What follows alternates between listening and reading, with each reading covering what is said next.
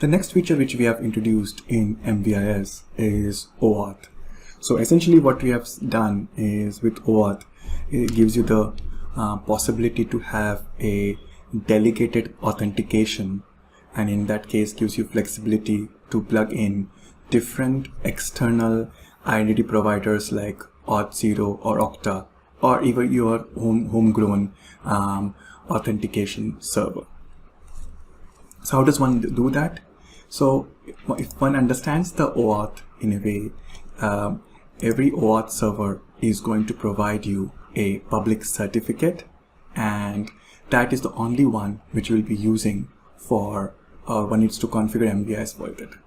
So one of the first steps one needs to do is have selection the authentication tab as oAuth.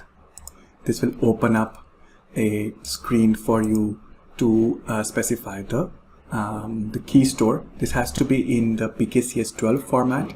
So the certificate which is being provided by the external provider needs to be kind of loaded into the PKCS12 format and given to the MVIS server.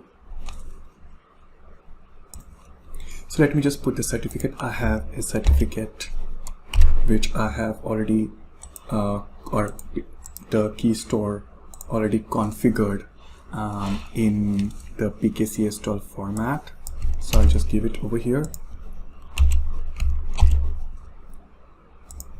I need to specify the password for it.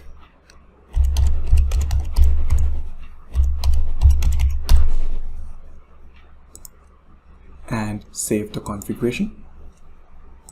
One needs to restart the server, so I'll do that. I'll stop it and restart the system. So typically in oAuth, what oAuth works is like with a token based thing. So I have the token. I'm going to just show you the format of the token. This is standard oAuth structure. There is nothing specific. The important part is the scope attribute, which contains the roles which one needs to be aware of. So here I have a read data resource, and that is the role what one needs to configure in MVIS. So just to keep in time in perspective, I'll show you how I've configured it.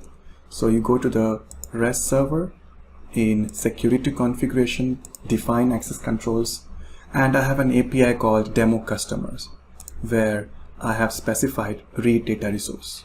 So one needs to define only that for securing your API.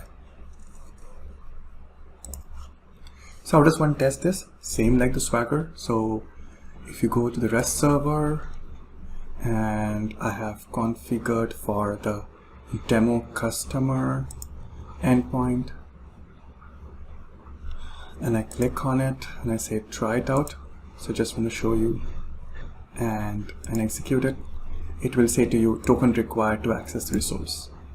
So one can go to the authorize page, type in over here bearer, have the token which you have got from your auth provider, close it, and let's try it again. And we execute it. You have the authorization with a bearer token, and you have the data.